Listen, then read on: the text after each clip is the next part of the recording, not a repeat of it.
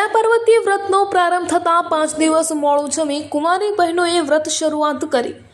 અષાઢ સુદ તેરસને શુક્રવારથી જયા પાર્વતી વ્રતનો પ્રારંભ થયો હતો। આ વ્રત કુંવારી બહેનો સારા પતિની પ્રાપ્તિ માટે કરે છે। એક લોકવાયકા પ્રમાણે આ વ્રત માતા સીતાએ કર્યું હતું। આ વ્રત 5 દિવસ સુધી કરવાનું હોય છે। આ વ્રતમાં કુંવારી બહેનો 5 દિવસ સુધી મોડું જમીને કરે છે અને આખો દિવસ મોડું જમવાનું હોય છે અને નિયમ પ્રમાણે એક જ ટાઈમ જમવાનું હોય છે। આ વ્રતમાં કુંવારી બહેનોએ શંકર પાર્વતીનું પૂજન કરવાનું હોય છે અને સાથે જ વાવેલા ઝવેરાનું પણ પૂજન કરવાનું હોય છે। આમ 5 દિવસ સુધી કુંવારી બહેનો મોડું જમીને આ વ્રત કરે છે અને શંકર પાર્વતીની પૂજા કરે છે।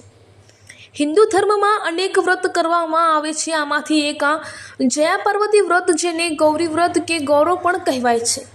ગૌરી વ્રત 14 વર્ષની નાની કન્યાઓ કરે છે, જ્યારે જયા પાર્વતી વ્રત યુવાન છોકરીઓ કરે છે। આ વ્રત દર વર્ષે અષાઢ સુદ તેરસથી 5 દિવસ સુધી કરવાનું હોય છે। જયા પાર્વતી વ્રતને ગૌરી વ્રત પણ કહેવામાં આવે છે। આ વ્રત અપરિણિત મહિલાઓ દ્વારા ઈચ્છિત વર મેળવવા માટે તેમજ પરિણિત મહિલાઓ દ્વારા અખંડ સૌભાગ્ય મેળવવા માટે કરવામાં આવે છે।